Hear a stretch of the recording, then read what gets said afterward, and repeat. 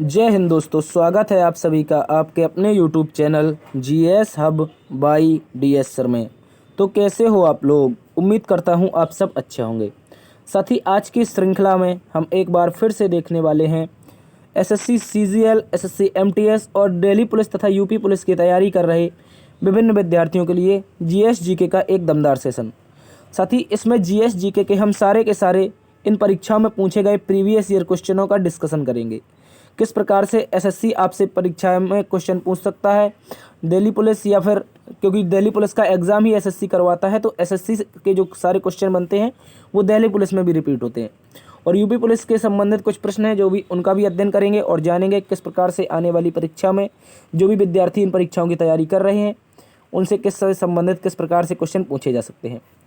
तो प्रतिदिन शाम 8 बजे जुड़ना ना भूलें आपके अपने YouTube channel GS hub by DS sir में। ठीक है, यदि आपने अभी तक इसको सब्सक्राइब नहीं किया है तो आपसे निवेदन है कि इसको सब्सक्राइब जरूर कर लें। आपके राइट हैंड कॉर्नर में एक ब्लैक या रेड कलर की बटन होगी, उसको दबा करके सब्सक्राइब कर लें। ठीक है, एक बार से दोस्तों में सेशन को शेयर कर दीजिए ताकि ज़्यादा से ज़्यादा विद्यार्थियों को इस क्लास का फ़ायदा पहुंच सके। ठीक है, एक बार से आप क्लास देखेंगे उसके बाद आप इसको क्या करेंगे, रेडिट करेंगे। चलते हैं आज के पहले प्रश्न की तरफ। आज का मोटिवेशन कोड जो आपको ऊर्जावान बनाएगा और मंजिल के प्रति जागरूक रखेगा। कह रहा है साथी, तू रख यकीन बस अपने इरादों पर, तू रख यकीन बस अपने इरादों पर, तेरी हार तेरे हौसलों से बड़ी नहीं होगी। साथी याद रखेंगे, आप अपना क्या करेंगे, हौसला नहीं खोएंगे। कई बार हमने आपको बताया कि हौसला खोना मतलब आधी हार मान लेना। ठीक है, तो हौसला नहीं खोना है। आपकी हार यानी कि तेरी हार तेरे हौसलों से बड़ी नहीं होगी। यदि एक बार परीक्षा में फेल हो गए हैं तो आपको पुनः तैयारी करनी है, आपको रुकना नहीं है। ठीक है, आप रुकने के लिए नहीं बने हैं, आपको निरंतर मेहनत करनी है। और जो ये कंपटीशन बढ़ता जा रहा है एग्ज़ाम के लिए उसमें आपको आगे आना है, आगे निकल कर आना है और माता पिता का सपना पूरा करना है। तो चलते हैं इसी जोश और जुनून के साथ आज के पहले प्रश्न की तरफ। आज का पहला प्रश्न आपके सामने ये रहा। कह रहा है साथी, बाण सागर परियोजना किस नदी पर स्थित है? कह रहा है साथी, बाण सागर जो परियोजना है ये किस नदी पर स्थित है? तो बात करेंगे बाण सागर परियोजना के बारे में। साथी जो ये बाण सागर परियोजना है ये एक संयुक्त परियोजना है। साथी कौन कौन की संयुक्त परियोजना है? तो इनमें से 3 राज्य आपके शामिल हैं। इनमें 3 राज्य शामिल है जिसमें आपका उत्तर प्रदेश, मध्य प्रदेश, इसके साथ साथ बिहार। ठीक है, याद रखेंगे इसके साथ साथ आपका बिहार हो जाएगा। मध्य प्रदेश, उत्तर प्रदेश और बिहार ये 3 राज्यों की संयुक्त परियोजना है। और कौन सी नदी पर है? तो इन तीनों राज्यों से होकर एक ही नदी बहती है जिसका नाम है सोन नदी। क्या नाम है साथी? सोन नदी। इंपॉर्टेंट है, याद रखेंगे। सोन नदी पर स्थित आपकी बाण सागर परियोजना है जो कि 3 राज्यों की संयुक्त परियोजना है। ठीक है, इंपॉर्टेंट है, तो इसका राइट आंसर हो जाएगा सोन नदी। ठीक है, इंपॉर्टेंट है, आप लोग इसको अच्छे से याद रखेंगे। इसके अलावा बात करेंगे नर्मदा नदी के बारे में, इसका आप स्क्रीनशॉट ले सकते हैं। इसके अलावा बात करेंगे नर्मदा नदी के बारे में तो इस पर 2 बांध बहुत इंपॉर्टेंट है। 2 बांध कौन कौन से साथी? एक तो आपका सरदार सरोवर, कौन सा? इंपॉर्टेंट है, याद रखेंगे, सरदार सरोवर बांध। ये एग्जाम में पूछता है सर ये कहाँ पर स्थित है? तो ये आपका गुजरात में स्थित है। कहाँ पर? इंपॉर्टेंट है, इसको याद रखेंगे, गुजरात में स्थित है। इसके अलावा दूसरा बांध आपका ओंकारेश्वर बांध, ये भी आपका पूछता है एग्जाम में। ओंकारेश्वर बांध की बात की जाए सर ये कहाँ पर है? तो याद रखेंगे ओंकारेश्वर बांध आपका हो जाएगा मध्य प्रदेश में। कहाँ पर हो जाएगा? ओंकारेश्वर मध्य प्रदेश में हो जाएगा जो कि नर्मदा नदी पर स्थित है। तो हमने नर्मदा नदी से संबंधित 2 परियोजनाएं देखी जो बहुत इंपॉर्टेंट है, एग्जाम में पूछी जाती हैं। पहली सरदार सरोवर परियोजना गुजरात में स्थित है, दूसरी ओंकारेश्वर बांध परियोजना जो कि आपकी कहाँ पर स्थित है? मध्य प्रदेश में स्थित है। इसके अलावा झेलम की बात की जाए साथी, झेलम नदी पर कौन कौन सी परियोजनाएं हैं? तो याद रखना है आपको, सलाल परियोजना। कौन सी? सलाल परियोजना हो जाएगी। इसके अलावा कौन सी परियोजना होगी इसको आप लोग कमेंट बॉक्स में छाप के बताएंगे। अगर बात की जाए साथी सलाल परियोजना की तो ये आपकी झेलम पर स्थित नहीं है, माफ़ी चाहेंगे, ये आपकी झेलम पर स्थित नहीं है। सलाल परियोजना, दुलहस्ती परियोजना ये अलग नदी पर स्थित है। सलाल, दुलहस्ती और तुलबुल। ठीक है, सॉरी, सलाल दुलहस्ती जो ये परियोजना है ये आपकी चिनाब नदी पर है। साथ ही कौन सी नदी है? चिनाब नदी। ठीक है, यहाँ पर झेलम नहीं होगा, आप लोग इसको सही कर लेंगे, झेलम नदी नहीं होगा। सलाल और दुलहस्ती की बात की जाए इसके साथ साथ एक और परियोजना है जिसका नाम है बगलीहार। क्या नाम है? इसको भी आप लोग लिख लेंगे, बगलीहार परियोजना। ठीक है, बगलीहार परियोजना की बात करें तो ये भी आपकी चेनाब नदी पर है। इसको याद रखेंगे, सलाल, दुलहस्ती और बगलीहार ये आपकी चेनाब नदी पर स्थित परियोजनाएं हैं। ठीक है, लेकिन बात करेंगे झेलम के बारे में तो झेलम नदी पर कौन कौन सी परियोजनाएं हैं? उनमें से आपकी हो जाती है उरी परियोजना। कौन सी? उरी बांध परियोजना किस नदी पर है? आपकी झेलम नदी पर है। इसके अलावा साथ साथ इसके कौन सी परियोजना? साथ ही तुलबुल परियोजना, इसको भी याद रखेंगे। तुलबुल परियोजना किस नदी पर है? ये भी आपकी तुलबुल परियोजना भी आपकी हो जाएगी झेलम नदी पर, ठीक है। इसको भी आप लोग याद रखेंगे। हमने सलाहल, दुलस्ती और बगलियार देखा, वो आपकी झेलम नदी पर, ठीक है, उसको याद रखेंगे। इसके अलावा बात की जाए हुगली नदी पर, तो ये भारत की पहली नदी घाटी परियोजना थी जिसका नाम था, हुगली नदी की परियोजना का नाम था दामोदर नदी घाटी परियोजना। कौन सी? दामोदर नदी घाटी परियोजना, जो कि आपकी भारत की पहली परियोजना थी, ठीक है। इसको भी आप लोग अच्छे से याद रखेंगे। तो हमने देखा बाण सागर परियोजना के बारे में बात की जाए सर, ये किस नदी पर है? आपकी सोन नदी पर स्थित है। इंपॉर्टेंट है, इसको आप लोग अच्छे से याद रखेंगे, ठीक है। चलते हैं अगले प्रश्न की तरफ। अगला प्रश्न आपसे कह रहा है कि हाल ही में न्यू डेवलपमेंट बैंक एनडीबी का अध्यक्ष किसे बनाया गया है? बात करेंगे एनडीबी के बारे में। ये क्या है? New development bank. इसकी स्थापना कब हुई? तो आप लोग याद रखेंगे, एनडीबी एक आपका न्यू डेवलपमेंट बैंक है जो कि ब्रिक्स देशों का है। कौन से देशों का साथी? ये ब्रिक्स देशों का है। इंपॉर्टेंट है, याद रखेंगे। कौन से देशों का? जो आपका ब्रिक्स संगठन है, इसकी स्थापना हुई थी 2001 में। कब हुई थी? एक मिनट, इसको देख लेंगे आप लोग। ब्रिक्स की स्थापना 2007 में हुई थी शायद। इसको आप लोग देख लेंगे, एक बार से कंफर्म कर लेंगे। तो हमने देखा कि जो एनडीबी है, न्यू डेवलपमेंट बैंक है, ये आपका ब्रिक्स संगठन का है, ठीक है। इसको याद रखेंगे। और जो ये न्यू डेवलपमेंट बैंक है साथी, इसकी स्थापना के दो मत मिलते हैं, ठीक है। इसके स्थापना का प्रस्ताव तो 2014 में रखा गया था, लेकिन इसकी स्थापना आपकी 2015 में हुई थी, ठीक है। इसको आप लोग अच्छे से याद रखेंगे। 2014 में एनडीबी का प्रस्ताव रखा गया, जबकि ब्रिक्स के द्वारा 2015 में इसकी स्थापना की गई थी, ठीक है। इसको याद रखेंगे। और इसी एनडीबी का नया अध्यक्ष किसे बनाया गया है साथी? तो याद रखेंगे डिल्मा रूसेफ को। किसको बनाया गया है? डिल्मा रूसेफ को बनाया गया है, जो कि आपके ब्राज़ील के उपराष्ट्रपति हैं। कौन है? ब्राज़ील के क्या हैं? पूर्व राष्ट्रपति हैं, सॉरी, उपराष्ट्रपति नहीं, पूर्व राष्ट्रपति हैं, ठीक है। इंपॉर्टेंट है, याद रखेंगे। तो डिल्मा रूसेफ ब्राज़ील के पूर्व राष्ट्रपति, इनको हाल ही में क्या बनाया गया है? न्यू डेवलपमेंट बैंक, जो ब्रिक्स का एक बैंक है, इसका क्या बनाया गया है? अध्यक्ष बनाया गया है, ठीक है। इसको आप लोग अच्छे से याद रखेंगे। तो एक बार पुनः देख लेते हैं। एनडीबी की स्थापना की बात की जाए तो 2014 के प्रस्ताव से 2015 में इसकी स्थापना होती है। और ब्रिक्स की स्थापना आप देख लेंगे शायद 2007 में हुई थी, ठीक है। इसको आप लोग कंफर्म कर लेंगे थोड़ा। इसके अलावा बात की जाए अशोक लवासा के बारे में, ये कौन है? तो याद रखेंगे साथी, ये एशियन डेवलपमेंट के बैंक जो है, एशियन डेवलपमेंट बैंक, इसको भी आप लोग देख लेंगे। एडीबी के नाम से इसे जाना जाता है, एडीबी के नाम से, ठीक है। एशियन डेवलपमेंट बैंक, जिसका मुख्यालय हेडक्वार्टर जो है आपका मनीला फिलीपींस में है। और इसी के उपाध्यक्ष हैं अशोक लवासा। क्या है साथी? इसी के उपाध्यक्ष हैं, ठीक है। इसको भी आप लोग अच्छे से याद रखेंगे। क्या है साथी? इसके उपाध्यक्ष हैं, ठीक है। इसको याद रखेंगे। इसके अलावा बात करेंगे अजय बंगा के बारे में। अजय बंगा के बारे में बात की जाए साथी, तो ये वर्ल्ड बैंक के नए अध्यक्ष बने हैं। किसके? वर्ल्ड बैंक के न्यू हेड बने हैं। इसको भी आप लोग अच्छे से याद रखेंगे। वर्ल्ड बैंक के न्यू हेड कौन हो जाएंगे? आपके अजय बंगा हो जाएंगे, जो कि भारतीय मूल के हैं। कहाँ के हैं साथी? ये साथी भारतीय मूल के हैं। इसको भी आप लोग अच्छे से याद रखेंगे, भारतीय मूल के हैं, ठीक है। और साथी ये अमेरिका के नागरिक हो चुके हैं, क्योंकि ये इनका जन्म तो भारत में हुआ था, लेकिन ये क्या है? अमेरिका से संबंधित हो चुके हैं, वहाँ की नागरिकता ले चुके हैं, ठीक है। तो जो आपकी WB है, यानी कि वर्ल्ड बैंक है, इसकी स्थापना की बात की जाए साथी, तो 1944 के ब्रेटन वुड्स सम्मेलन से। कौन से? 1944 में एक सम्मेलन हुआ था जिसका नाम था ब्रेटन वुड्स सम्मेलन। क्या नाम था? ब्रेटन वुड्स सम्मेलन के तहत दो बैंकों की स्थापना हुई थी, जिनमें से आपका वर्ल्ड बैंक था और इसी के साथ साथ IMF था। क्या था? IMF। तो इन दोनों का मुख्यालय इसी के साथ बनाया गया था, वाशिंगटन DC। कहाँ पर? इसको भी आप लोग नोट कर लेंगे। वाशिंगटन DC की बात की जाए, वाशिंगटन DC में इसका, इन दोनों का मुख्यालय बनाया गया है। किसका? वर्ल्ड बैंक का और IMF का, ठीक है। और क्रिस्टलिना जॉर्जिवा की बात की जाए साथी, ये वर्तमान में IMF की हेड है। किसकी? वर्तमान में IMF की हेड है, यानी कि इंटरनेशनल मॉनिटरी फंड, जिसे हम अंतर्राष्ट्रीय मुद्रा कोष के नाम से जानते हैं। उसकी हेड कौन है? आपकी क्रिस्टलिना जॉर्जिवा है। जबकि अजय बंगा वर्ल्ड बैंक के नए अध्यक्ष हैं। और डिल्मा रूसेफ की बात की जाए तो ये एनडीबी की नए अध्यक्ष है। किसकी? एनडीबी की। और इसके अशोक लवासा की बात की जाए तो ये एडीबी, यानी कि एशियन डेवलपमेंट बैंक के क्या है? उपाध्यक्ष है, ठीक है। इसको भी आप लोग अच्छे से याद रखेंगे। चलते हैं अगले प्रश्न की तरफ। इसके अलावा हम देखेंगे एनडीबी के हेडक्वार्टर के बारे में। एनडीबी का एक हेडक्वार्टर भी है साथी, जो कि बीजिंग में है। कहाँ पर है? बीजिंग में है, ठीक है। याद रखेंगे। इसका हेडक्वार्टर कहाँ पर है? एनडीबी का न्यू डेवलपमेंट बैंक का मुख्यालय कहाँ पर है? तो बीजिंग में है। इसको भी आप लोग अच्छे से याद रखेंगे। तो इसका राइट आंसर हो जाएगा डिल्मा रूसेफ। चलते हैं अगले प्रश्न की तरफ। अगला प्रश्न कह रहा है, निम्नलिखित में से कौन सा एक राष्ट्रीय राजनीतिक पार्टी नहीं है? निम्नलिखित में से कौन सी एक राष्ट्रीय राजनीतिक पार्टी नहीं रही? तो बात करेंगे कौन सी राष्ट्रीय राजनीतिक पार्टी नहीं रही, तो साथ ही इसका राइट आंसर हो जाएगा तृणमूल कांग्रेस। कौन हो जाएगी? तृणमूल कांग्रेस आपकी वर्तमान में आपकी राष्ट्रीय राजनीतिक पार्टी नहीं रही, ठीक है। इसको भी आप लोग अच्छे से याद रखेंगे। तो ये किसकी पार्टी थी? साथ ही ये ममता बनर्जी की पार्टी थी। किसकी? ममता बनर्जी की पार्टी थी, जिसकी स्थापना इन्होंने 1999 से 2000 के आसपास की थी। और ये पार्टी पश्चिम बंगाल में आज भी सक्रिय है। कहाँ पर?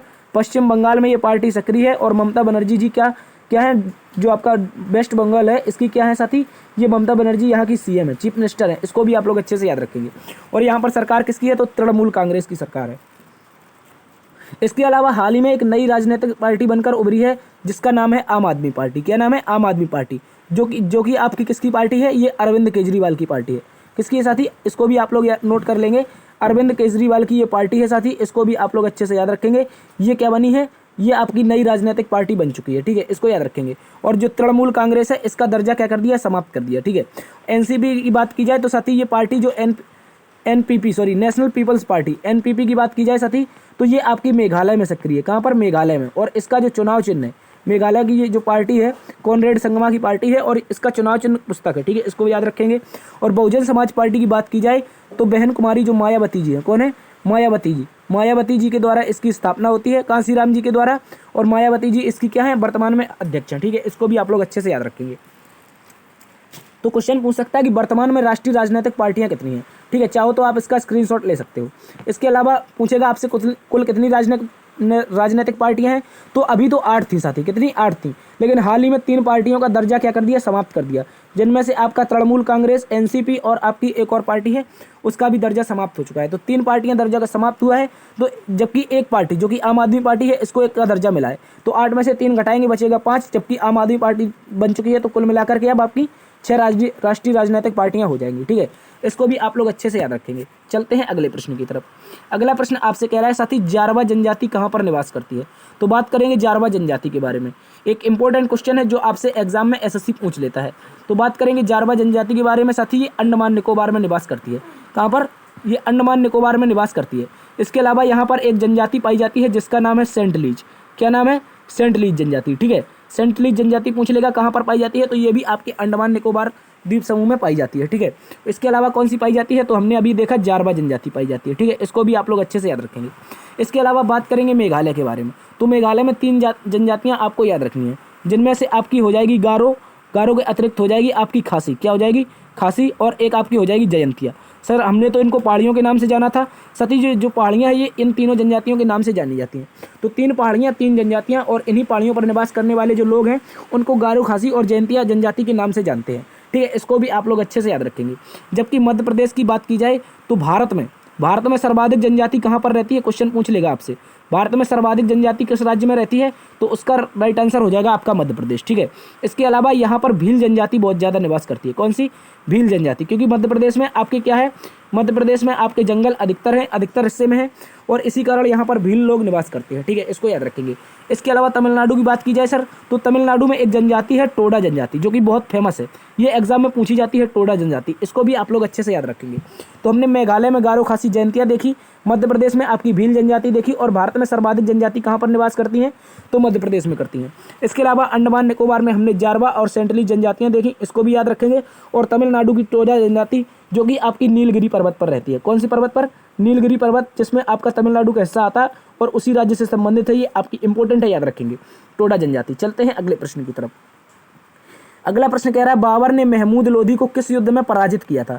बात करेंगे बाबर के कुछ युद्धों के बारे में। साथ ही बाबर ने भारत के इतिहास में कुछ 4 महत्वपूर्ण युद्ध लड़े थे, उनमें से चारों इसी क्रम में थे, ठीक है, इसको याद रखेंगे, चारों इसी क्रम में थे, इसको आप लोग अच्छे से याद रखेंगे। तो सबसे पहले उसने युद्ध लड़ा था पानीपत का, जो कि 1526 में हुआ था। कब हुआ था साथी? 1526 में। और इसमें इसने किसे हराया था, तो इब्राहिम लोदी को। किसको हराया था साथी? इब्राहिम लोदी नामक व्यक्ति था। कौन था? इब्राहिम लोदी, जो कि दिल्ली सल्तनत का बादशाह हुआ करता था। दिल्ली सल्तनत का अंतिम बादशाह भी यही था, ठीक है, और युद्ध के मैदान में मारा जाने वाला एकमात्र बादशाह ये भी था, ठीक है। इसके अलावा दूसरा युद्ध लड़ता है 1527 में। साथ ही 1527 में ये युद्ध लड़ता है राणा सांगा से। किसके साथ? राणा सांगा के साथ। इसको भी आप लोग अच्छे से याद रखेंगे। और इसने राणा सांगा को पराजित कर दिया था, ठीक है। और इसमें कौन जीता था? तो आपका बाबर भी जीत गया था, ठीक है, इसको भी आप याद रखेंगे। और राणा सांगा एकमात्र ऐसा योद्धा था जिसकी एक आंख नहीं थी, एक आंख नहीं थी, एक इसकी टांग नहीं थी, ठीक है, इसकी एक टांग नहीं थी और इसका एक हाथ भी नहीं था, ठीक है। राणा सांगा एक ऐसे एकमात्र ऐसे राणा थे, ऐसे योद्धा थे जिन जो एक आंख, एक हाथ और एक टांग से लड़े थे, ठीक है। इसके अलावा याद रखेंगे 1528 में एक युद्ध होता है, इसको भी आप लोग अच्छे से याद रखेंगे। इसमें साथ ही इसने मेदिनी राय को हराया था। किसको? ये क्वेश्चन पूछ लेता है। मेदिनी राय जो कि मालवा के राजा थे, इनको हराया था। मेदिनी राय को कौन से युद्ध में हराया? तो चंदेरी के युद्ध में। इसके अलावा इसका एक और युद्ध होता है, अंतिम युद्ध था इसके हिस्ट्री का, यानी कि इसके समय का, बाबर के समय का अंतिम युद्ध था जो कि 1529 में लड़ा गया था। और इस युद्ध में इसने अफगान सरदार, किसको साथी? अफगान सरदार। और अफगान सरदारों में कौन था? तो आपका महमूद लोदी था। कौन था? महमूद लोदी, ठीक है, याद रखेंगे। अफगान सरदार महमूद लोदी जो कि इब्राहिम लोदी का भतीजा था। कौन था? महमूद जो लोदी था, ये इब्राहिम लोदी का किसी रिश्ते से भतीजा हुआ करता था, ठीक है। और इसी को इसने किसने हराया था? तो बाबर ने हराया था। इस तरह से बाबर के 4 महत्वपूर्ण युद्ध थे, इसको आप लोग याद रख सकते हैं। 1526, 1527, 1528 और 1529, ठीक है, इंपॉर्टेंट है, याद रखेंगे। पहले युद्ध में इसने इब्राहिम लोदी को हराया, जबकि दूसरे में राणा सांगा को, तीसरे में मेदिनी राय को और चौथे में अफगान शासक महमूद लोदी को, ठीक है। इसको भी आप लोग अच्छे से याद रखेंगे। चलते हैं अगले प्रश्न की तरफ। तो इसका राइट आंसर क्या हो जाएगा? घाघरा का युद्ध। कौन सा साथी? क्वेश्चन पूछ लेगा, महमूद लोदी के मध्य कौन सा युद्ध हुआ था? तो घाघरा का युद्ध, ठीक है, इसको आप लोग अच्छे से याद रखेंगे। घाघरा का युद्ध हुआ था 1529 में। और 1530 में बाबर की क्या हो गई थी? तो मृत्यु हो गई थी, ठीक है। ऐसा कहा जाता है कि एक बार औरंगजेब बीमार पड़ गया तो बाबर ने अल्लाह से दुआ की कि अल्लाह मुझे आप मृत्यु दे दीजिए जबकि मेरे पुत्र को जीवन दान दीजिए। तो इस कारण जो आपका इसका हुमायूं था वो तो सही हो गया, जबकि बाबर की मृत्यु हो गई, ऐसा माना जाता है, ठीक है। चलते हैं अगले प्रश्न की तरफ। अगला प्रश्न कह रहा है ब्रह्मपुत्र को बांग्लादेश में किस नाम से जानते हैं? बात करेंगे ब्रह्मपुत्र के बारे में, तो बांग्लादेश में इसे किस नाम से जानते हैं? साथ ही जो ब्रह्मपुत्र नदी है इसे बांग्लादेश में जमुना के नाम से जाना जाता है। किस नाम से? जमुना के नाम से। देखो यहाँ पर एक यमुना भी है जो कि गंगा की सबसे बड़ी सहायक नदी है, ठीक है, ये आपकी भारत में पाई जाती है। जबकि जमुना नदी जो कि ब्रह्मपुत्र नदी है, इसे हम बांग्लादेश में कहते हैं। क्या कहते हैं? बांग्लादेश में साथी हम जमुना कहते हैं, ठीक है। जबकि पद्मा की बात की जाए तो बांग्लादेश में जो गंगा है, कौन साथी? आपकी जो गंगा नदी है, इसको बांग्लादेश में, कहाँ पर? बांग्लादेश में इसको क्या कहते हैं? इसको साथी हम पद्मा कहते हैं। किसको? गंगा को। जबकि बेतस्ता की बात की जाए तो वेदों में झेलम नदी को, किसको याद रखेंगे? बेतस्ता जो नदी है, इसको झेलम नदी को वेदों में बेतस्ता कहा गया था, ठीक है, इसको भी आप लोग अच्छे से याद रखेंगे।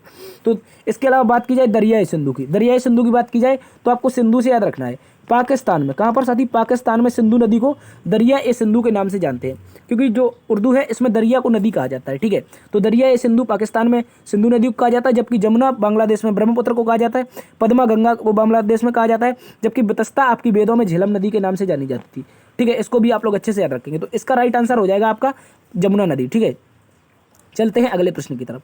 अगला प्रश्न कह रहा है साथी रक्त का थक्का जमाने में कौन सा विटामिन सहायक होता है? तो रक्त के थक्के की बात की जाए साथी, ये आपका विटामिन के हो जाएगा। क्या हो जाएगा? इसका राइट आंसर हो जाएगा ऑप्शन ए, विटामिन के, ठीक है, इसको याद रखेंगे। विटामिन के आपका रक्त का थक्का जमाता है। क्या जमाता है साथी? रक्त का थक्का, ठीक है, इंपॉर्टेंट है, याद रखेंगे। रक्त का थक्का जमाने में सहायक विटामिन के। इसके अलावा विटामिन ई की बात की जाए तो साथी ये इसको कहते हैं हम साथी सुंदरता का विटामिन। किसका? सुंदरता का विटामिन। किसका? सुंदरता का विटामिन कौन सा हो जाएगा? सुंदरता का विटामिन आपका विटामिन ई हो जाएगा, ठीक है, इसको भी आप लोग अच्छे से याद रखेंगे। विटामिन ई हो जाएगा आपका सुंदरता का विटामिन, ठीक है। और इसी से संबंधित एक बांझपन का संबंधित कुछ होता है, इसको भी आप लोग याद रखेंगे। बांझपन संबंधित जो रोग होता है विटामिन ई की कमी से होता है, ठीक है। इसके अलावा विटामिन बी की बात की जाए तो इससे क्या होता है? बेरी बेरी होता है। क्या होता है साथी? बेरी बेरी रोग होता है, ठीक है, बेरी बेरी होता है, जिसे हम विटामिन बी1 को क्या कहते हैं? थायमीन कहते हैं। इसको भी आप लोग अच्छे से याद रखेंगे, ठीक है। और इसके अलावा विटामिन सी की बात की जाए, किसकी साथी? विटामिन सी की बात की जाए तो इससे क्या होता है? स्कर्वी होता है। क्या होता है? स्कर्वी होता है, ठीक है, इसको भी आप लोग अच्छे से याद रखेंगे। और विटामिन सी और बी की बात की जाए तो ये दोनों क्या है? आपकी जल में घुलनशील है। किसमें? जल में घुलनशील विटामिन क्वेश्चन पूछता है। जल में घुलनशील विटामिन कौन सी है? तो आपको याद रखना है बी सी, ठीक है, क्या याद रखना है आपको? B comma C. जबकि बसा में घुलनशील ए डी ई और के, ठीक है, ए डी ई के, ठीक है, इसको याद रखेंगे आप लोग, ए डी ई के। ये जो आपकी विटामिन है 4, ये आपकी बसा में घुलनशील है। किसमें? बसा में, ठीक है, जबकि जल में बीसी हो जाएंगी। इसको भी आप लोग अच्छे से याद रखेंगे। तो हमने विटामिन के इसका राइट आंसर हो जाएगा, जो कि रक्त का थक्का जमाने में सहायक है, ठीक है। और विटामिन सी की बात की जाए एस्कॉर्बिक एसिड इसका नाम है, स्कर्वी रोग होता है, ठीक है। तो चलते हैं अगले प्रश्न की तरफ। अगला प्रश्न कह रहा है भारत का सबसे छोटा नेशनल पार्क कौन सा है? तो बात करेंगे भारत के सबसे छोटे नेशनल पार्क की। पिछले क्लास में हमने डिस्कस किया था जो हेमिस राष्ट्रीय उद्यान है, ये भारत का कैसा है? सबसे बड़ा है। कैसा, भारत का सबसे बड़ा है। जबकि सबसे छोटा आपका हो जाएगा साउथ बटन नेशनल पार्क। कौन सा, साउथ बटन नेशनल पार्क, जो कि अंडमान निकोबार में पड़ता है। कहाँ पर पड़ता है साथी, अंडमान निकोबार में, इंपॉर्टेंट है, याद रखेंगे। ठीक है, मुदुमलाई नेशनल पार्क की बात की जाए साथी तो ये आपका तमिलनाडु में पड़ता है। कहाँ पर, इंपॉर्टेंट है, याद रखेंगे, तमिलनाडु में पड़ता है। इसको भी आप लोग अच्छे से याद रखेंगे, मुदुमलाई। इसके अलावा साथी होता है आपका अन्नामलाई। क्या होता है, अन्नामलाई नेशनल पार्क भी पूछ लेगा कहाँ पर है, तो ये भी आपका तमिलनाडु में ही हो जाएगा। ठीक है, इसके अलावा मुकुर्ती राष्ट्रीय उद्यान, ये भी आपका तमिलनाडु में है। ठीक है, इसको भी आप लोग अच्छे से याद रखेंगे। तो मुकुर्ती राष्ट्रीय उद्यान, Annamalai national park, Mudumalai national park, ये आपके तमिलनाडु में। जबकि अंडमान निकोबार में आपका साउथ बटन नेशनल पार्क है। इसी के साथ अंडमान निकोबार में आपका महात्मा गांधी समुद्री राष्ट्रीय उद्यान है। कौन सा है, महात्मा गांधी। इसको याद रखेंगे, ये क्वेश्चन पूछ लेगा आपसे, क्योंकि बापू के नाम पर है तो इसको आपको इंपॉर्टेंट देना है। ठीक है, तो महात्मा गांधी समुद्री राष्ट्रीय उद्यान, क्या पूछेगा, महात्मा गांधी समुद्री राष्ट्रीय उद्यान। ठीक है, इसको याद रखेंगे, कहाँ पर है, ये आपका अंडमान निकोबार में। इसको भी आप लोग अच्छे से याद रखेंगे। तो इसका राइट आंसर हो जाएगा south button national park, Bharat का सबसे छोटा नेशनल पार्क है, जो आपका अंडमान निकोबार में पड़ता है। चलते हैं अगले प्रश्न की तरफ। अगला प्रश्न कह रहा है पृथ्वी के चारों ओर अवस्थित आवरण को क्या कहते हैं।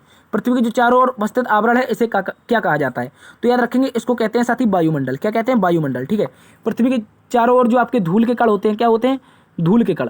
किसके, धूल के कण होते हैं, जलवाष्प के कण होते हैं, धूल कण, जलवाष्प कण। इन सभी से मिलकर क्या बनता है, इन सभी से मिलकर आपका वायुमंडल बनता है। ठीक है, जलवाष्प कण। ठीक है, इसी के साथ साथ आपके विभिन्न गैसें होती हैं। ठीक है, इनमें से सारे जब मिल जाते हैं तो क्या बनते हैं, वायुमंडल बनाते हैं। ठीक है, इसके अलावा बात की जाए ओजोन परत की, तो ओजोन परत क्या है, हमने बताया है आपको, जो पराबैंगनीकरण होती है। कई बार हमने डिस्कस किया इसको। पराबैंगनीकरण को क्या करती है ये लोग, ये जो आपकी ओजोन परत है ये उत्सर्जित कर देती है, यानी कि वापस भेज देती है। ठीक है, इसको याद रखेंगे। इसके अलावा बात करेंगे समताप मंडल की। समताप मंडल आपका, ये आप यहाँ पर क्या होता है, जहाज उड़ते हैं। क्या उड़ते हैं, जो आपके एरोप्लेन होते हैं, एरोप्लेन। क्या कहते हैं इनको, एरोप्लेन कहते हैं। ठीक है, इसको याद रखेंगे। एरोप्लेन आपके कहाँ पर उड़ते हैं, आपके समताप मंडल में उड़ते हैं। और जो ओजोन परत होती है यही आपकी समताप मंडल में पाई जाती है। ठीक है, तो हम पृथ्वी के चारों ओर जो उपस्थित आवरण है इसे क्या कहते हैं, वायुमंडल कहते हैं। चलते हैं अगले प्रश्न की तरफ। अगला प्रश्न कह रहा है HSRA की स्थापना कब हुई। तो यहाँ पर दो क्वेश्चन बनते हैं साथी। एक तो बनता है आपका एक तो बनता है आपका HRA और दूसरा बनता है HSRA। क्या बनता है, HSRA। इनको याद रखना है, ये दोनों के दोनों अलग अलग संगठन है। ठीक है, याद रखेंगे। HRA की बात की जाए तो साथी इसकी स्थापना 1924 में कानपुर में हुई थी। कहाँ पर हुई थी, कानपुर में हुई थी। ठीक है, इसको याद रखेंगे, HRA की स्थापना। जबकि HSRA की स्थापना आपकी 1928 में, कब हुई थी, 1928 में हुई थी सर। और दिल्ली के फिरोज शाह कोटला मैदान में। कौन सा, याद रखेंगे, दिल्ली का जो फिरोज शाह कोटला मैदान है, जिसे हम वर्तमान में अरुण जेटली स्टेडियम के नाम से जानते हैं, फिरोज शाह कोटला में हुई थी 1928 में। ठीक है, ये दोनों के दोनों अलग अलग क्वेश्चन है। ठीक है, याद रखेंगे। तो HRA की बात की जाए, इसका मुख्य उद्देश्य था चोरी का करना, जो सरकारी संपत्ति है उसकी चोरी करना। जबकि HSRA इसका भी यही कार्य था, जो आपकी संपत्ति है इसकी चोरी करना और क्रांतिकारी गतिविधियों को बढ़ावा देना। ठीक है, तो HRA की स्थापना साथी आपकी सचिंद्र नाथ सान्याल, राम प्रसाद बिस्मिल, दो व्यक्तियों के द्वारा की गई थी। किसके द्वारा, सचिंद्र नाथ सान्याल। ठीक है, ऐसे याद रख सकते हैं सचिंद्र नाथ सान्याल के बारे में। ठीक है, इसके अलावा राम प्रसाद बिस्मिल RB से याद रखेंगे। ठीक है, तो इन दोनों ने मिलकर कानपुर के DY एक कॉलेज है उसी में इसकी स्थापना की थी। जबकि 1928 में चंद्रशेखर आज़ाद ने, किसने, जिनका पूरा नाम था चंद्रशेखर सीताराम तिवारी। ठीक है, चंद्रशेखर आज़ाद ने HSRA की स्थापना की थी। चंद्रशेखर आज़ाद ने किसकी स्थापना की थी, HSRA की। इंपॉर्टेंट है, याद रखेंगे। और इसी HSRA के सदस्य थे आपके कौन, भगत सिंह, सुखदेव और राजगुरु। ठीक है, इसको भी याद रखेंगे आप लोग। तो HSRA की स्थापना की थी चंद्रशेखर आज़ाद ने, जो कि 1928 में की थी। तो इसका राइट आंसर हो जाएगा 1928। जबकि HRA की बात की जाए तो 1924। ठीक है, ये दोनों के दोनों अलग क्वेश्चन है, इनमें आपको कन्फ्यूजन नहीं होनी है। इसके अलावा बात की जाए 1925 की, तो 1925 से आपको एक डेट याद रखनी है, 9 अगस्त 1925। क्या याद रखना है, 9 अगस्त 1925। इस दिन क्या हुआ था, जो HRA के लोग थे, जब 1924 में HRA की स्थापना हो जाती है तो HRA के लोगों ने क्या किया था, काकोरी ट्रेन एक्शन किया था। क्या किया था, काकोरी ट्रेन एक्शन। ठीक है, काकोरी ट्रेन एक्शन की बात की जाए तो ये कब हुआ था, 9 अगस्त 1925 को हुआ था। यहाँ पर सरकारी संपत्ति को लूटने का प्रयास किया गया था और इसी में आपके राम प्रसाद बिस्मिल, अशफाक उल्लाह खां, ये सारे के सारे क्रांतिकारी पकड़ लिए गए और इनको फांसी दे दी गई थी। ठीक है, याद रखेंगे। इसके अलावा 1924 की हमने देख लिया, यहाँ पर HRA की स्थापना होती। जबकि 1923 में 1 जनवरी 1923, ये याद रखना, 1 जनवरी 1923 में आपकी स्वराज पार्टी की स्थापना होती है। किसकी, स्वराज पार्टी की। ये भी हम डिस्कस कर चुके हैं स्वराज पार्टी के बारे में, जो कि पंडित मोतीलाल नेहरू और इसके साथ साथ आपके कौन थे, चित्तरंजन दास, इन दोनों के द्वारा क्या की गई थी, 1923 में स्वराज पार्टी की स्थापना की गई थी। चलते हैं अगले प्रश्न की तरफ। अगला प्रश्न कह रहा है तुगलक वंश की स्थापना किसके द्वारा की गई। तो बात करेंगे तुगलक वंश की स्थापना के बारे में साथी। गयासुद्दीन तुगलक नामक एक व्यक्ति था जिसके द्वारा इसकी स्थापना की गई थी। किसकी, तो याद रखेंगे 1320 में। साथ ही 1320 में आपके तुगलक वंश की स्थापना होती है, जो कि आपका वंश चलता है 1414 तक। ये दिल्ली सल्तनत के इतिहास का सबसे बड़ा राजवंश था, सबसे लंबे समय तक चलने वाला राजवंश था, ठीक है, याद रखेंगे। गयासुद्दीन तुगलक ने इसकी स्थापना की थी। जबकि जलालुद्दीन खिलजी की बात की जाए तो साथ ही इसने 1290 से लेकर के 1320 तक क्या चला था, आपका खिलजी वंश चला था। क्या चला था? खिलजी वंश चला था। और इसी खिलजी वंश का एक राजा था आपका अलाउद्दीन खिलजी, जिसकी आपकी बाजार नियंत्रण प्रणाली बहुत प्रसिद्ध थी। इसके अलावा बात की जाए कुतुबुद्दीन ऐबक की, इसने साथ ही 1206 में गुलाम वंश की स्थापना की थी, जिसे हम मामलुक वंश के नाम से भी जानते हैं। किस नाम से? मामलुक वंश के नाम से जानते हैं गुलाम वंश को, ठीक है। इसको भी आप लोगों को याद रखना है। तो 1206 में कुतुबुद्दीन ऐबक ने इसकी स्थापना की थी। जबकि याद रखेंगे खिज्र खां के बारे में साथी, तो इसने आपकी स्थापना की थी सैयद वंश की। किसकी? सैयद वंश की, जो कि सैयद वंश की स्थापना हुई थी 1414 में, और इसके साथ ये शासन चला था आपका 1451 तक, ठीक है। इसको भी आप लोग अच्छे से याद रखेंगे। कब से कब तक चला था? तो 1451 से 1451 तक चला था, ठीक है। तो खिज्र खां, सैयद वंश, कुतुबुद्दीन ऐबक मामलुक वंश या गुलाम वंश, गयासुद्दीन तुगलक आपका तुगलक वंश, जबकि जलालुद्दीन खिलजी ने खिलजी वंश की स्थापना की थी। ये आपको एज ए टाइम पीरियड भी याद रखना है, ठीक है। स्क्रीनशॉट ले सकते हो आप लोग। चलते हैं अगले प्रश्न की तरफ। अगला प्रश्न कह रहा है राज्य में विधानसभा किसके द्वारा भंग की जा सकती है? सदी बात की जाए राज्य में, कहां पर? स्टेट की बात कर रहे हैं। तो स्टेट की बात में आपको याद रखना है अनुच्छेद 174 में लिखा है 17 वसाहन। क्या? 17 वसाहन, ठीक है। इस तरह से क्वेश्चन आता है 17 वसाहन और 17 होती, यानी कि सत्र को बंद करना, सत्र को समाप्त करना, सत्र को बुलाना, ये सारे के सारे काम कौन करता है? गवर्नर करता है। कौन करता है? गवर्नर, ठीक है। गवर्नर कौन होता है? आपका राज्यपाल होता है, क्योंकि राज्य का सबसे बड़ा उच्चाधिकारी होता है, ठीक है। गवर्नर के बारे में याद रखेंगे राज्यपाल, ठीक है। राज्यपाल आपका अनुच्छेद 174 के तहत राज्य की विधानसभा, जो कि स्टेट की बात की जाए तो राज्य की विधानसभा को क्या कर सकता है? भंग कर सकता है, बुला सकता है या खत्म कर सकता है, ठीक है। तो इसका राइट आंसर हो जाएगा साथ ही आपका क्या हो जाएगा? राज्यपाल हो जाएगा, यानी कि गवर्नर हो जाएगा। इंपॉर्टेंट है, याद रखेंगे, ठीक है। विधानसभा अध्यक्ष की बात की जाए तो विधानसभा के लिए एक अध्यक्ष बनाया जाता है, जबकि मुख्यमंत्री क्या होता है? कार्यवाहक हेड होता है, ठीक है। इसको याद रखेंगे। राष्ट्रपति की बात की जाए तो भारत का प्रथम नागरिक होता है, और इसके द्वारा केंद्र लेवल पर सारे कार्य किए जाते हैं, जो कि स्टेट लेवल पर आपका राज्यपाल करता है, ठीक है। चलते हैं अगले प्रश्न की तरफ।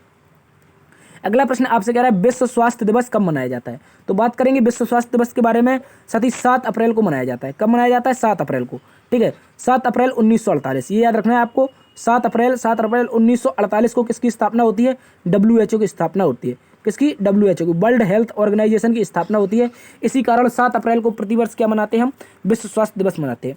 जबकि 12 अगस्त की बात की जाए तो यहाँ पर साथ ही 2 दिवस मनाए जाते हैं, जिसमें आपका विश्व हाथी दिवस मनाया जाता है। क्या मनाया जाता है? विश्व हाथी दिवस। विश्व हाथी दिवस पूछ लेगा कब मनाते हैं, तो 12 अगस्त को। इसके साथ साथ विश्व युवा दिवस, क्या मनाते हैं? विश्व युवा दिवस। विश्व युवा दिवस कब मनाते हैं? तो ये भी याद रखना है आपको, 12 अगस्त को ही मनाते हैं। तो इससे एक ट्रिक बनती है, युवा किसके समान होता है? साथ ही हाथी के समान होता है, ठीक है। इसके अलावा बात की जाए 26 दिसंबर की, साथी इस दिन हम मनाते हैं वीर बाल दिवस। क्या मनाते हैं? वीर बाल दिवस, ठीक है। इसको भी याद रखेंगे, भारत सरकार ने पहली बार इसको 2022 में मनाया है। इसके अलावा 23 जनवरी की बात की जाए तो इस दिन मनाते हैं हम साथ ही पराक्रम दिवस। क्या मनाते हैं? पराक्रम दिवस। और पराक्रम दिवस क्यों मनाते हैं? तो इस दिन सुभाष चंद्र बोस जी का जन्म हुआ था, ठीक है। 23 जनवरी 1897 को सुभाष चंद्र बोस जी का जन्म हुआ था। इसी कारण क्या मनाते हैं हम लोग? पराक्रम दिवस मनाते हैं। इंपॉर्टेंट है, याद रखेंगे। तो 7 अप्रैल इसका राइट आंसर हो जाएगा। WHO की स्थापना के कारण विश्व स्वास्थ्य दिवस मनाया जाता है। चलते हैं अगले प्रश्न की तरफ। अगला प्रश्न आपसे कह रहा है कि निम्न में से कौन सा अंग कोशिका का विद्युत ग्रह होता है? इस तरह से क्वेश्चन था, कोशिका का विद्युत ग्रह कौन सा अंग होता है, ठीक है, याद रखेंगे। तो कोशिका का जो विद्युत ग्रह होता है उसे हम साथी जानते हैं माइटोकॉन्ड्रिया के नाम से। किस नाम से? माइटोकॉन्ड्रिया के नाम से। और इसे हिंदी में क्या कहते हैं? सूत्रकणिका कहते हैं, ठीक है, याद रखेंगे, सूत्रकणिका कहते हैं। क्वेश्चन आपको माइटोकॉन्ड्रिया न दे तो ऑप्शन में सूत्रकणिका देगा, तो इसका राइट आंसर सूत्रकणिका माना जाएगा, ठीक है। तो माइटोकॉन्ड्रिया या सूत्रकणिका एक ही चीज़ है, ठीक है। तो ये क्या है? कोशिका का विद्युत ग्रह है, ठीक है। इसको अच्छे से याद रखेंगे। इसके अलावा केंद्रक की बात की जाए तो इसकी खोज की गई थी साथ ही रॉबर्ट ब्राउन के द्वारा। किसके द्वारा? रॉबर्ट ब्राउन नामक एक शख्स थे, इनके द्वारा, एक वैज्ञानिक के द्वारा खोज की जाती है केंद्रक की, ठीक है, याद रखेंगे। इसके अलावा राइबोसोम की कार्य क्या होता है कोशिका में? तो राइबोसोम जो होता है साथ ही ये प्रोटीन का पाचन करता है। किसका? प्रोटीन का पाचन करता है, ठीक है, इसको याद रखेंगे। प्रोटीन का पाचन कौन करता है? तो आपका राइबोसोम करता है। जबकि जो गोल्जी काय होता है, ये जो कोशिका में आपके उपयोगी तत्व आते हैं उनको अंदर भेजता है। कहाँ पर? जैसे आपके गेट पर आप स्वागत के लिए किसी दरबारी को लगा देते हैं अपनी शादी ब्याह में, तो उसी प्रकार गोल्जी काय कोशिका में कार्य करता है। कोई भी आएगा अंदर तो उसको वेलकम करने के लिए गोल्जी काय होता है, जबकि प्रोटीन जो होता है उसका पाचन करने के लिए राइबोसोम होता है। केंद्रक की बात की जाए तो इसकी खोज रॉबर्ट ब्राउन ने की थी। और माइटोकॉन्ड्रिया जिसे हम सूत्रकणिका कहते हैं, इसे कोशिका की विद्युत ग्रह कहते हैं, ठीक है, इसको याद रखेंगे। और यहाँ पर कोशिका में क्या होता है, यहाँ पर श्वसन होता है, किसका, भोजन का श्वसन होता है, जिससे आपकी ऊर्जा बनती है और ऊर्जा एटीपी के रूप में बनती है। किसके रूप में, एटीपी के रूप में। और एक एटीपी यानी कि जो 36 एटीपी होती है, क्या होती है, 36 एटीपी बराबर 1 ग्लूकोज होता है, ये भी याद रखना है आपको। चलते हैं अगले प्रश्न की तरफ। अगला प्रश्न कह रहा है निम्नलिखित में से कौन सी गैस सोडा तैयार करने में इस्तेमाल की जाती है। तो बात करेंगे सोडा तैयार करने में, जितनी भी आप पेप्सियाँ पीते हैं यहाँ पर, कभी हम आपको एक्सपेरिमेंट करके बताएंगे, ठीक है, सीधा वीडियो लाएंगे आपके लिए एक्सपेरिमेंट की, ठीक है। तो जितनी भी आप कोल्ड ड्रिंक पीते हैं, जिसमें आपकी विभिन्न कोल्ड ड्रिंक होती है, स्टिंग होती है, इसके अलावा थम्सअप होती है, ठीक है, थम्सअप होती है, इसके अलावा आप क्या क्या होता है, पेप्सी होती है, ठीक है। ये जितनी भी कोल्ड ड्रिंक होती है, ड्यू होती है, ड्यू के अलावा आपकी बहुत सारे ब्रांड हैं। ये जो ब्रांड होते हैं इनको बनाने के लिए एक प्रकार से सोडा का इस्तेमाल होता है। किसका, सोडा का। और सोडा में किसका इस्तेमाल होता है साथी, तो याद रखेंगे CO2 का, यानी कि साथी कार्बन डाइऑक्साइड। आप समझ सकते हैं ये कोल्ड ड्रिंक आपके लिए कितनी नुकसानदायक है, क्योंकि कार्बन डाइऑक्साइड जो गैस होती है वही आपके लिए नुकसानदायक होती है। तो ये सारी की सारी कोल्ड ड्रिंक में जो गैस बनती है अंदर, आप कहते हैं झाग वाली थम्सअप दीजिए, पेप्सी दीजिए, ये सारी की सारी इनकी अम्लीयता बढ़ा देते हैं। क्या कर देते हैं, अम्लीयता बढ़ा देते हैं। और अम्लीयता बढ़ाने का मतलब क्या होता है, जो भोजन करते हैं अम्लीयता के कारण भोजन पच जाता है। जिस प्रकार आपके शरीर के अंदर HCl बनता है, आपका पित्ताशय में आपके जो अमाशय होता है उसमें HCl बनता है, और इसी HCl के कारण हमारा भोजन पचता है। क्योंकि कोल्ड ड्रिंक में भी अम्ल होता है, क्योंकि HCl एक अम्ल है, और कोल्ड ड्रिंक में भी अम्ल होता है, तो इस कारण ये भोजन पचाने में सहायक होता है। इसी कारण क्या होता है, लोग कहते हैं गैस नहीं बनती है। हालांकि जो गैस आपके बाहर निकल के आती है, आप डकार लेते हैं, उसमें आपकी CO2 बाहर आती है, ना कि पेट की कोई गैस, ठीक है, याद रखेंगे, उसी में आप लोग खुश हो जाते हैं। तो इसका राइट आंसर हो जाएगा CO2। जबकि O2 की बात की जाए साथी, ये क्या होता है, इसको हम श्वसन के रूप में प्रयोग करते हैं, ठीक है। और N2O जो कि आपकी N2O गैस है, जिसे हम नाइट्रस ऑक्साइड के नाम से जानते हैं, इसे लाफिंग गैस कहा जाता है। क्या कहा जाता है साथी, लाफिंग गैस, यानी कि हंसने वाली गैस। लाफिंग गैस की बात की जाए N2O है, और ये ग्रीन हाउस के लिए सबसे जिम्मेदार है। जो आपका ग्रीन हाउस होता है, जिसमें आपका क्या होता है, ऊपर वायुमंडल गर्म हो जाता है जब, तो इस इफेक्ट के लिए आपकी सब सर्वाधिक जिम्मेदार गैस कौन सी है, आपकी N2O हो जाएगी, ठीक है। इसको भी आप लोग अच्छे से याद रखेंगे। चलते हैं अगले प्रश्न की तरफ। अगला प्रश्न कह रहा है महावीर स्वामी को किस नदी के किनारे ज्ञान की प्राप्ति हुई थी। महावीर स्वामी जो थे सदी, इनको कौन सी नदी के किनारे ज्ञान की प्राप्ति हुई थी, इसको आप लोग अच्छे से याद रखेंगे। तो यहाँ पर 2 नदियाँ बनती हैं, जिनमें से 2 आपके महान व्यक्तित्व हुए हैं, भगवान का दर्जा जिन्हें हम देते हैं। तो इनमें से आपकी ऋजुपालिका नदी और निरंजना नदी बनती है, जिनमें से आपको याद रखना है निरंजना नदी के किनारे ज्ञान प्राप्ति कैसे हुई थी, ये याद रखना है, ज्ञान प्राप्ति कैसे हुई थी। और इसके अलावा याद रखना है आपको ऋजुपालिका नदी के किनारे ज्ञान प्राप्ति कैसे हुई थी। तो ये दोनों के दोनों क्वेश्चन आपके इंपॉर्टेंट बन जाते हैं। तो बात करेंगे निरंजना नदी के बारे में। तो साथी ये आपकी गया के आसपास स्थित है, और इस स्थान पर ज्ञान की प्राप्ति हुई थी महात्मा बुद्ध को। किसको, जो भगवान महात्मा बुद्ध थे, इनको ज्ञान की प्राप्ति हुई थी कब, कहाँ पर, कौन सी नदी के किनारे, तो निरंजना नदी के किनारे। जबकि महावीर स्वामी को, किसको, महावीर स्वामी की बात की जाए तो इनको ऋजुपालिका नदी के किनारे, किसको, महावीर स्वामी को ऋजुपालिका नदी के किनारे आपकी ज्ञान की प्राप्ति हुई थी, ठीक है। महावीर स्वामी ने 12 वर्ष तक तपस्या की थी। कितने वर्ष तक, तो 12 वर्ष तक, ठीक है, याद रखेंगे। जबकि महात्मा बुद्ध को ज्ञान की प्राप्ति हुई थी 6 वर्ष की तपस्या में, ठीक है। इसको भी आप लोग अच्छे से याद रखेंगे। तो और कहा जाता है कि भगवान राम है जो उनके 10वें अवतार थे महात्मा बुद्ध, ऐसा लिखा गया है, ठीक है, इसको याद रखेंगे। तो महावीर स्वामी को ज्ञान प्राप्ति के स्थान की बात की जाए तो ऋजुपालिका नदी इंपॉर्टेंट है, याद रखेंगे। जबकि महात्मा बुद्ध की पूछ लेगा तो निरंजना नदी याद रखेंगे। दोनों की दोनों इंपॉर्टेंट है, और इसका राइट आंसर हो जाएगा ऋजुपालिका नदी। चलते हैं अगले प्रश्न की तरफ। अगला प्रश्न कह रहा है वोट डालने से संबंधित संविधान संशोधन 21 वर्ष से घटाकर 18 वर्ष कर दी। यानी कि कह रहा है जो वोट डालने की उम्र है किस संविधान संशोधन के तहत 21 वर्ष से घटाकर 18 वर्ष कर दी है। एक इंपॉर्टेंट क्वेश्चन है जो कि बार बार एग्जाम में पूछा जाता है। साथ ही 61वां संविधान संशोधन अधिनियम 1989, ठीक है, याद रखेंगे 1988 के अंत में ये आया था। और 1989 में, कभी याद रखेंगे 1989 में आपका क्या हुआ था, 61वां संविधान संशोधन हुआ था। और इसी के तहत जो वोट डालने की उम्र थी वो राजीव गांधी सरकार में, ये भी याद रखना है कौन सी सरकार थी, राजीव गांधी जी की सरकार थी इस समय। और राजीव गांधी सरकार में इन्होंने क्या कर दिया, वोट डालने की उम्र 21 वर्ष से घटाकर 18 वर्ष कर दी थी, ठीक है, इसको भी याद रखेंगे। इसके अलावा बात करेंगे 7वें संविधान संशोधन के बारे में, जो कि 1956 में हुआ था। कब हुआ था साथी, 1956 में। और इसे हम राज्य पुनर्गठन संविधान संशोधन के नाम से जानते हैं। किस नाम से, राज्य पुनर्गठन, क्योंकि इस समय राज्य पुनर्गठन हो रहा था और जस्टिस फजल अली के नेतृत्व में 14 राज्य और 6 यूटी बनाने का निर्णय लिया गया था। तो 7वां संविधान संशोधन था, जिसके तहत आपका अनुच्छेद 238 को समाप्त कर दिया, जो आपका संविधान का भाग 7 है। आपको पता होगा हम भाग 7 क्यों नहीं पढ़ते हैं, क्योंकि 7वें संविधान संशोधन के तहत पंडित पंडित जवाहरलाल नेहरू ने भाग 7 को खत्म कर दिया था, क्योंकि इसमें राज्य पुनर्गठन की बात की गई थी और इसके तहत फजल अली कमीशन आया था और फजल अली कमीशन ने 14 राज्य और 6 यूटी का प्रस्ताव दिया और इसी के साथ साथ आपका 7वां संविधान संशोधन होता है और भाग 7 खत्म हो जाता है। ठीक है, इसको याद रखेंगे, इंपॉर्टेंट, बहुत इंपॉर्टेंट है साथी। अगर एग्जाम में आपका सीजीएल लेवल पूछेगा तो इससे आगे नहीं पूछ सकता संविधान संशोधन में। ठीक है, इसके अलावा बात करेंगे 44वें संविधान संशोधन के बारे में। इसको हमने कई बार डिस्कस किया है और इसमें क्या है, संपत्ति का जो अधिकार था, किसका, जो आपका संपत्ति का फंडामेंटल राइट था, संपत्ति का फंडामेंटल राइट, इसे क्या बना दिया, लीगल राइट, यानी कि कानूनी अधिकार बना दिया। और अनुच्छेद 300A, ठीक है, याद रखेंगे 300 जो का है, जिसे हम 300A नाम देते हैं, इसी में इसको शामिल किया गया और इसका भाग क्या है, भाग 12 हो जाता है। ठीक है, याद रखेंगे, क्वेश्चन पूछ सकता है कि भाग 12 में कौन से संपत्ति के अधिकार को, कौन से मौलिक अधिकार को हटाकर खत्म किया गया था। ठीक है, तो याद रखेंगे 44वें संविधान संशोधन में आपका मोरारजी देसाई की सरकार में संपत्ति के अधिकार जो कि आपका फंडामेंटल राइट है, इसे लीगल राइट बना दिया था। इसको याद रखेंगे। इसके अलावा याद रखना है 52वां संविधान संशोधन, कौन सा, 52 कॉन्स्टिट्यूशनल अमेंडमेंट, जो आपका दल बदल से संबंधित है। कौन सा, दल बदल से संबंधित है और ये आपका 1985 में आया था। कब आया था, 1985 में आया था। ठीक है, इसको भी याद रखेंगे। 44वां संविधान संशोधन कब आया था, तो ये आपका 1978 में आया था। ठीक है, इसको भी आप लोग अच्छे से याद रखेंगे। चलते हैं अगले प्रश्न की तरफ। अगला प्रश्न कह रहा है कि दक्षिण अमेरिकी महाद्वीप का कौन सा देश क्षेत्रफल की दृष्टि से सबसे बड़ा है। निम्नलिखित में से कौन सा देश है जो दक्षिण अमेरिकी महाद्वीप है इसमें सबसे बड़ा है। ठीक है, इंपॉर्टेंट है, याद रखेंगे। तो बात की जाए कौन सा देश है, इसका राइट आंसर हो जाएगा ब्राजील। क्या हो जाएगा साथी, ब्राजील हो जाएगा।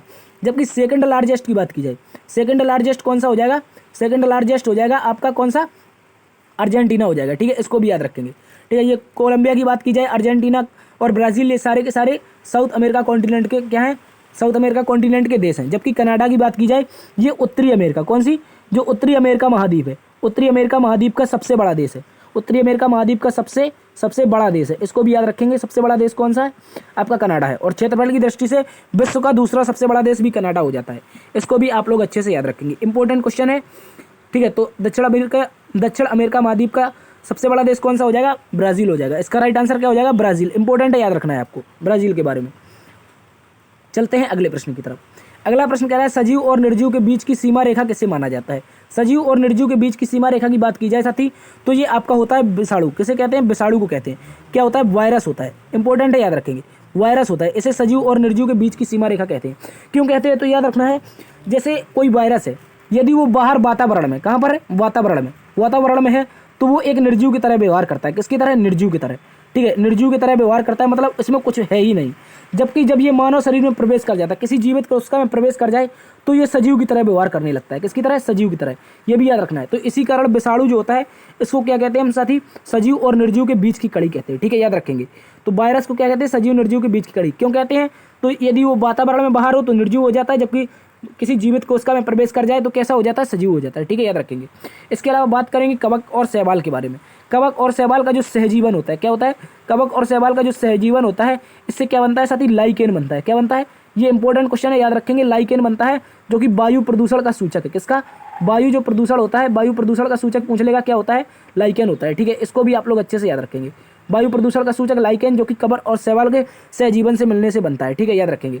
कवक का अध्ययन माइकोलॉजी, जबकि शैवाल का अध्ययन क्या होता है, फाइकोलॉजी होता है। ठीक है, चलते हैं अगले प्रश्न की तरफ। अगला प्रश्न साथी कह रहा है हिंदुकुश पर्वत किन दो देशों के मध्य सीमा बनाता है। हिंदुकुश पर्वत है जो साथी, ये किन दो देशों के मध्य सीमा बनाता है। तो आपको याद रखना है, जो हिंदुकुश पर्वतमाला है, क्योंकि भारत कुछ इस तरह से हुआ करता था पहले। ठीक है, इसको आप लोग अच्छे से याद रखेंगे। पहले भारत अपना कुछ इस तरह से हुआ करता था, जिसमें आपके सारे के सारे देश आ जाते थे ऊपर से। ठीक है, भारत के सारे देश आ जाते थे और इस तरह से कुछ अपना भारत हुआ करता था, जिसमें आपका पाकिस्तान अफगानिस्तान वाला हिस्सा आता था। तो यहाँ पर आपका पड़ जाता है अफगानिस्तान। क्या पड़ता है, अफगानिस्तान। ठीक है, और इसी के साथ नीचे पड़ता है पाकिस्तान। जब पाकिस्तान और अफगानिस्तान की जो सीमा निर्धारण होती है, इसी आपकी किसके तहत होती है, आपके हिंदुकुश पर्वत के तहत होती है। ठीक है, याद रखेंगे। तो हिंदुकुश पर्वत वाला पूछ लेगा किन दो देशों के मध्य, आपको याद रखना है पाकिस्तान और अफगानिस्तान के मध्य। हिंदुकुश पर्वत का साथी एक दर्रा बहुत प्रसिद्ध है। हिंदुकुश पर्वत का एक दर्रा प्रसिद्ध है, जिसे हम जानते हैं खैबर दर्रा के नाम से। जितने भी साथी आक्रमण हुए भारत में, इसी खैबर दर्रे से हुए। ठीक है, याद रखेंगे। भारत में जितने भी आक्रमण हुए हैं, वो खैबर दर्रे से हुए, जो आपका अफगानिस्तान और पाकिस्तान की सीमा के मध्य स्थित है। और इसी खैबर दर्रे से आपका सिकंदर भारत आया था, बाबर भी भारत आया। जितने भी आक्रमणकारी आए हैं, सारे के सारे इसी दर्रे से आए थे। ठीक है, तो हिंदुकुश पर्वतमाला में पूछ लेगा कौन सा दर्रा प्रसिद्ध है, तो खैबर दर्रा आपको याद रखना है। ठीक है, इसके अलावा बात की जाए भारत और पाकिस्तान के मध्य, भारत और पाकिस्तान के मध्य साथी आपका काराकोरम पर्वत। कौन है, काराकोरम पर्वत सीमा है, इसको भी आप लोग अच्छे से याद रखेंगे, जो कि आपका जम्मू कश्मीर लद्दाख वाले एरिया में लगती है। कहाँ पर? J&K और लद्दाख वाले एरिया में लगती है, इसको भी आप लोग अच्छे से याद रखेंगे, ठीक है। लद्दाख और जम्मू कश्मीर के एरिया में है काराकोरम पर्वतमाला। इसके अलावा भारत और म्यांमार की बात की जाए साथी, तो यहाँ पर अराकान योमा पर्वत श्रेणी है। कौन सी? अराकान योमा, ठीक है, इसको भी याद रखेंगे। अराकान योमा पर्वत श्रेणी किन दो देशों के मध्य है? तो भारत और म्यांमार के बीच। जबकि भारत नेपाल के बीच है साथी आपकी कंचनजंगा। कौन सी? कंचनजंगा पर्वत श्रेणी। कंचनजंगा पर्वत श्रेणी के बारे में याद रखना है आपको। ये भारत और नेपाल के मध्य, अराकान योमा भारत म्यांमार के मध्य, भारत पाकिस्तान के मध्य काराकोरम है। जबकि अफगानिस्तान और पाकिस्तान की बात की जाए तो हिंदू कुश पर्वत श्रेणी है, इसको भी आप लोग अच्छे से याद रखेंगे। तो ये थी साथी आज की क्लास। उम्मीद करता हूँ आज की क्लास और एनालिसिस आपको पसंद आया होगा। यदि पसंद आया है तो आपसे निवेदन है एक बार से सेशन को लाइक कर दीजिए। आपसे निवेदन है एक बार से सेशन को लाइक कर दीजिए, दोस्तों में सेशन को शेयर करिए। यदि चैनल पर नए हैं तो अभी तक आपने सब्सक्राइब नहीं किया है तो निवेदन है कि सब्सक्राइब जरूर कर लें। और इस तरह की निरंतर क्रिया जो आपकी क्लासें होती हैं, इसको प्राप्त करने के लिए हमारे चैनल से जुड़ना ना भूलें। प्रतिदिन शाम 8 बजे आपके अपने YouTube channel GS hub by DSR पर, ठीक है। तो आपसे निवेदन है कि सब्सक्राइब जरूर करें ताकि आपको निरंतर आपकी वीडियो की नोटिफिकेशन पहुँचती रहे। तो मिलते हैं कल, अपना ख्याल रखना, बड़ों का सम्मान करना, छोटों को प्यार देना। जय हिंद।